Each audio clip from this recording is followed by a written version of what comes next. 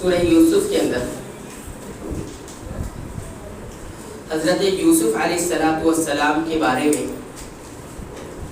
2 مرتبہ ایک لفظ آیا ہوا ہے، ایک کلمہ ادا کیا گیا ہے، اِنَّا نَرَاكَ مِنَ الْمُحْسِنِينَ، کہ بلا شبہ ہم آپ کو محسنین میں سے پاتے ہیں۔ یہ بات جو کہی گئی حضرت یوسف علیہ السلام کے بارے میں یہ 2 مرتبہ آئی ہوئی ہے اس سورت کے اندر، اِنَّا نَرَاكَ مِنَ الْمُحْسِنِينَ، بالکل ایسی ہی بات۔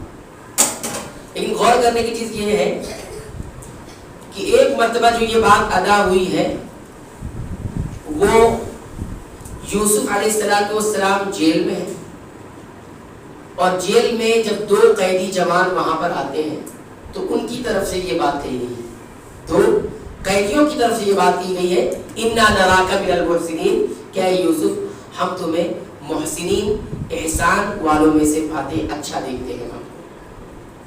اور دوسری مرتبہ جب یہ بات کہی گئی ہے تو یہ بات کب کہی گئی ہے؟ حضرت یوسف علیہ السلام کے بھائیوں کی طرف سے کہی گئی ہے۔ جب حضرت یوسف علیہ السلام کے بھائی اپنے بھائی یعنی یوسف علیہ السلام کے بھائی بنیامین کو لینے کے لیے پہنچتے ہیں، اور اس وقت حضرت یوسف علیہ السلام مصر کے وزیر خزانہ بن چکے ہیں۔ سیم وہی بات یہاں بھی کہی گئی۔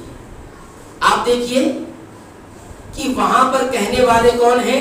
یوسف علیہ السلام کے قیدی ساتھی ہیں، اور کب کہہ رہے ہیں؟ جب یوسف علیہ السلام ایک قیدی کی حیثیت سے وہاں پر ہے۔ ایک انسان ہے، اپنے باپ سے اپنے گھر والوں سے جدا ہوا، بھائی کے سازشوں کا شکار ہوا، کنویں میں زندگی گزاری، اس کے بعد بازار میں بکا، پھر اس کے بعد محل میں گیا، محل میں جانے کے بعد وہاں پر جو ہے عزیز مصر کی بیوی کے ہاتھوں جو ہے پریشان ہوا، اور اس کی سازشوں کا شکار ہو کر اب کہاں پہنچا ہے؟ جیل میں پہنچا ہے۔ اتنا سب کچھ جھیلنے کے بعد قیدی کیا کہہ رہا ہے؟ اِنَّا نَرَاكَ مِنَ الْمُحْسِنِينَ، یوسف ہم تمہیں بہترین پاتے ہیں۔ حیثیت یوسف کی وہاں پر ایک قیدی ہے، لیکن ساتھی قیدی کیا کہہ رہے ہیں؟ تم محسن ہو۔ ایک آدمی قیدی کی حیثیت سے وہاں موجود ہے، پھر بھی اس کو بہترین کہا جا رہا ہے۔ پھر وہی آدمی اب بادشاہ بن چکا ہے، وزیر خزانہ بن چکا ہے، وہی بھائی جنہوں نے اس کو سازش کا شکار بنا کر باپ سے جدا کیا، گھر سے جدا کیا، وطن سے جدا کیا، اور نہ جانے کس کس طرح کے ظلم و ستم کو جھیلنا پڑا، لیکن پھر بھی وزیر خزانہ ہو جانے کے باوجود بھی زبان سے ایک ہی بات نکل رہی ہے، اِنَّا نَرَاكَ مِنَ الْمُحْسِنِينَ، کہ آپ کو ہم بہترین پاتے ہیں۔ معنی یہ ہوا، پتہ یہ چلا کہ جو کھان صاف ستھری ہوتی ہے اس میں ہر موسم میں اچھا ہی دھات نکلے گا، اچھا ہی اس کے زمین سے نکلے گا۔ جو محسن ہوتے ہیں نہ تو اسے دنیا بدلتی ہے، نہ تو اسے حالات بدلتے ہیں، اور نہ ہی اسے عہدے اور منصب بدلتے ہیں۔ جب وہ غلام تھا جب بھی محسن تھا، اور آج وزیر خزانہ بنا ہے تب بھی وہ محسن ہے۔ یہ ہوتے ہیں محسنوں کا کردار، کہ ان کی طرف سے جو کردار ہوتا ہے دنیا ان کے بارے میں ہر حیثیت پہ ایک ہی بات کہتی ہے، اِنَّا نَرَاكَ مِنَ الْمُحْسِنِينَ۔ ایسا بن کر دکھائے کہ آپ کسی بھی حیثیت کے رہے، اگر آپ پریشان ہیں تب بھی محسن ہے، جب آپ عہدے پر پہنچے ہیں تب بھی محسن ہے۔ آپ کو حالات دنیا بدلے نہ، آج ہوتا ہی وہ ہے، غریب تھے، بہت بدماش تھے، نیک ہوئے، پیسہ آیا، ہاں تو بہت اچھے ہو گئے۔ ہوتا یہ ہے کہ جب غریب تھے بڑے اچھے تھے، پیسہ آیا تو پھر بدماش ہو گئے۔ نہیں، بلکہ محسن وہ ہوتا ہے جس کو دنیا بھی نہیں بدلتی، جس کو حالات بھی نہیں بدلتے۔ کتنے حالات یوسف علیہ السلام پر آئے، قید میں تھے لیکن اپنا اخلاق نہیں بھولا، اپنا کردار نہیں بولا، اپنے اندر کیفیت احسان پیدا کیا، اور وزیر خزانہ بن گئے، بادشاہ بن گئے، ہزاروں لوگ ان کے ماتحت ہیں، پھر بھی وہی ایمان کی کیفیت، وہی احسان کی کیفیت، اِنَّا نَرَاكَ مِنَ الْمُحْسِنِينَ۔ سبق یہ ملا کہ ہم بہترین کھان بنے، ایسی کھان جس سے دھات جو نکلتی ہے، اچھی دھات نکلتی ہے، اس کھان کو موسم تبدیل نہیں کرتا، اس دھات کو حالات تبدیل نہیں کرتے، ہر حال میں وہ اچھی چیز ہی دیا کرتی ہے۔ یہ پہلی بات ہو گئی۔ دوسری بات آپ دیکھیں گے اسی صورت کے اندر آتا ہے، اللہ تعالیٰ فرماتے ہیں إِنَّهُ مَن يَتَّقِ وَيَصْبِرْ فَإِنَّ اللَّهَ لَا يُضِيعُ أَجْرَ الْمُحْسِنِينَ۔ دیکھیے وہی کلمہ جو یوسف علیہ السلام کے بارے میں آیا، إِنَّا نَرَاكَ مِنَ الْمُحْسِنِينَ، ٹھیک ہے، کہ ہم آپ کو محسن پاتے ہیں. اور یہاں پر اللہ رب العالمین نے وہی چیز استعمال کی, انہ من یتقی ویصبر فان اللہ لا یضیع اجر المحسنین. اللہ تعالیٰ محسنین کے اجر کو ضائع نہیں کرتے. کس کا اجر ضائع نہیں ہوتا؟ محسنین کا اجر. محسن کون ہوتے ہیں؟ اس آیت کریمہ میں بتایا گیا محسن بننے کے لیے کیا کرنا پڑے گا. اللہ تعالیٰ نے فرمایا انہ من یتقی, جو اللہ سے ڈرتا ہے, تقوی اختیار کرتا ہے, ویصبر اور صبر کرتا ہے. تقوی اور صبر جس کے اندر پیدا ہوتا ہے وہی محسن کہلاتا ہے. دو صفت تقوی کی اور صبر کی. تقوی کہتے ہیں اللہ کے حکم کو ماننا اور اللہ کی منع کردہ چیزوں سے رک جانا, یہ ہے تقوی. اور ویصبر, صبر یہ کہتے ہیں کہ ان تینوں حالات میں انسان جمع رہے.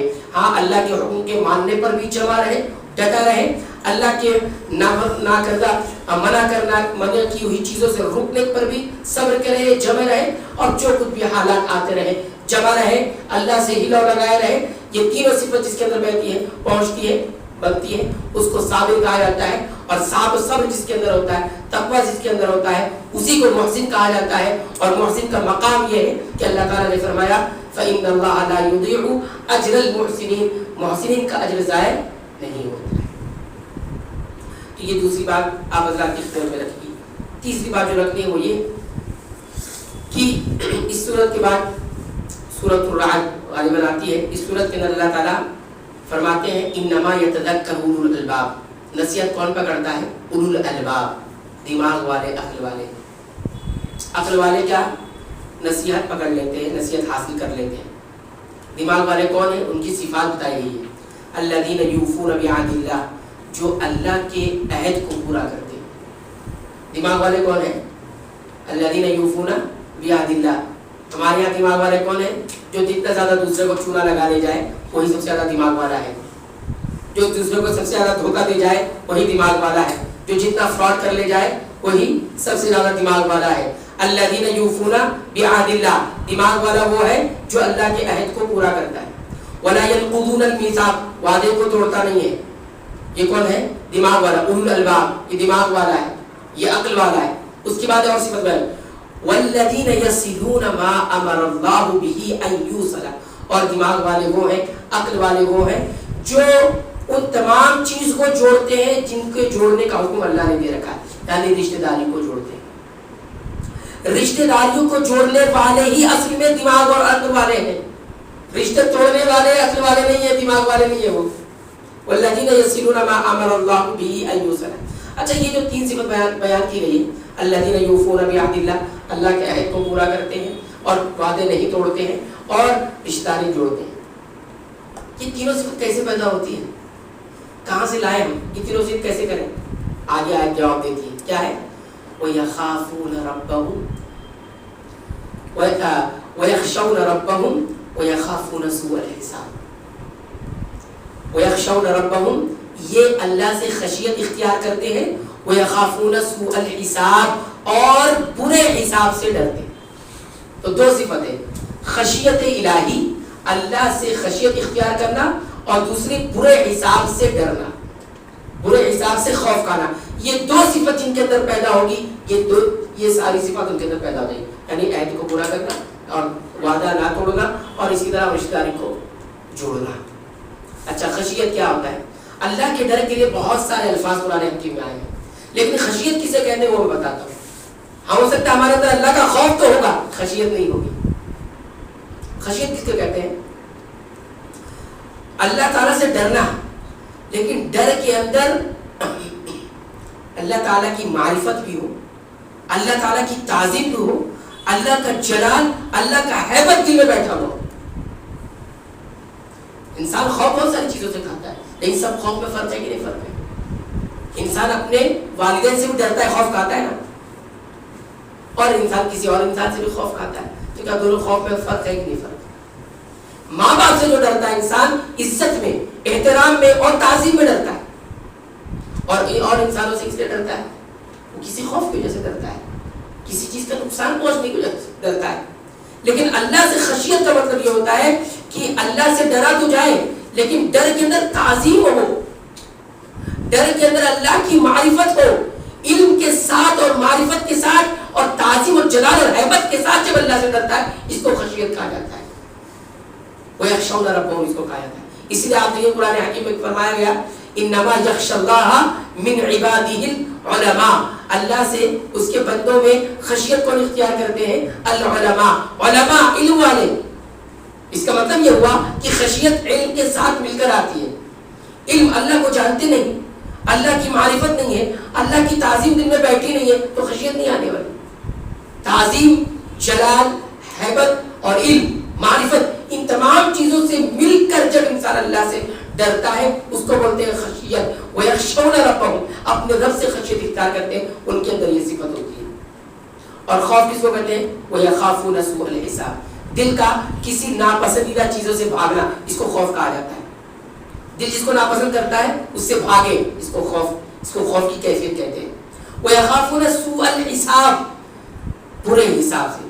اب انسان کو معلوم ہے زندگی ختم ہوگی, موت کا فرشتہ آئے گا, روح لے کر چلا جائے گا, زندگی ختم ہوگی, دنیا کی زندگی سے نکل کر انسان برزخ اور آخرت والی زندگی میں داخل ہوگا. اب یہ وہ زندگی ہوگی جس کو دار الجزا کہا جاتا ہے. جو کچھ بھی کیا ہوگا وہ حساب کتاب ہوگا. حساب کتاب ہوگا تو اللہ کا وعدہ پورا کیا کہ نہیں پورا کیا, وعدہ توڑا یا اس کو نبھایا, یہ حساب ہوگا. اور رشتہ داری کو جوڑتا تھا یا توڑتا تھا, رشتہ داریوں کو جوڑتا تھا یا توڑتا تھا, یہ سب حساب کتاب ہوگا. تو جب وہاں حساب کتاب ہوگا تو پہلے حساب کتاب کر لیں. حضرت عمر رضی اللہ تعالیٰ نصیحت کیا کرتے تھے, کہتے تھے حاسبو قبل ان تحاسبو, حساب کر لو قبل سے کہ آپ کا حساب لیا جائے. آج خود حساب لے لو, کل آپ کا حساب لیا جائے گا. تو جب آپ خود حساب لیں گے تو معاملہ ٹھیک رہے گا, کہیں غلطی ہوگی ٹھیک کر لو گے, کہیں نقصان ہوگا تلافی کر لو گے, کہیں کمی ہوگی پورا کر لو گے. لیکن جب کوئی اور حساب لے گا تب وہ کیا کرے گا نہیں معلوم. وزنوا قبل ان توزنوا, آج تول لو کل تمہیں تولا جائے گا. آج تول لو کل تمہیں, قبل اس کے کہ تمہیں تولا جائے. آج تم اپنے آپ کو ہی وزن کر لو, کل تمہیں وزن کیا جائے گا. تو کل میزان میں وزن کیا جائے گا, تولا جائے گا. تو آج تو یہ دو صفتیں, خشیت الہی. خشیت الہی کا معنی بھی آپ کو بتا دیا گیا کہ اللہ کی خشیت کیا ہوتی ہے. خوف بہت سارے لوگ رکھتے ہیں اللہ کے, اللہ عذاب دے گا, اللہ عذاب دے گا. بس کوئی اللہ سے ڈرنا ہوا, اللہ عذاب دے گا نہیں. اللہ کی تعظیم, اللہ ہے کیا, اللہ کون ہے؟ الحمدللہ رب العالمین. اللہ وہ ہے جو پوری کائنات کو پالنے والا ہے. اللہ رب ہے جو پوری کائنات کو پالنے. یہ تعظیم میرے اور آپ کو نہیں, صرف ایک ایریا کو نہیں, اس وسیع والوں کو نہیں, یہ پوری بمبئی کو نہیں, یہ پورے ہندوستان کو نہیں, یہ پورے بر اعظم کو نہیں, یہ ایشیا کو نہیں, یورپ کو نہیں, پوری دنیا کو, اور دنیا کے علاوہ کتنی دنیا, سب کو وہی پالنا ہے رب العالمین. یہ عظمت, یہ کیا ہے عظمت؟ اس عظمت کو جان کر دل میں بٹھا کر اور اس کی معرفت حاصل کر کے جب اللہ سے ڈرا جائے اس کو کہا جاتا ہے خشیت الہی. تبھی انسان, اس لیے کہا جاتا ہے اللہ سے وہی ڈرتے ہیں جو جانتے ہیں, اللہ سے وہی ڈرتے ہیں جو اللہ کو جانتے ہیں پہچانتے ہیں. ہم اللہ کو صرف جانتے ہیں, اللہ کو پہچانتے ہیں, اللہ کی معرفت نہیں ہے ہمارے پاس. اللہ کی معرفت نہیں ہے جس کو ہم جتنا جانتے ہیں, ہاں جس کی پاور کو ہم جتنا جانتے ہیں. ابن قیم رحمۃ اللہ علیہ نے بڑی مثالوں سے سمجھایا ہے. آپ کو جب ایک طوفان آ رہا ہے, طوفان آ رہا ہے, آپ طوفان سے بچنے کے لیے کیا کرتے ہیں؟ جلدی سے بھاگ کے کسی اونچی جگہ پہ چڑھ جاتے ہیں. اس کو کہتے ہیں خوف, اس کو کہتے ہیں خوف کہ طوفان آئے گا, کیا ہوگا معلوم نہیں, آپ چڑھ گئے وہاں پر.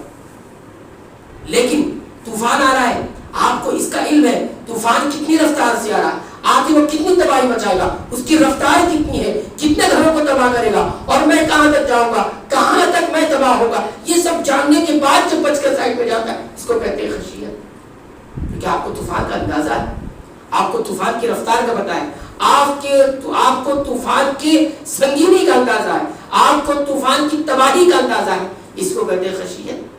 علم اور معرفت کے ساتھ, جلال اور ہیبت کے ساتھ ڈرنے کو خشیت کہا جاتا ہے.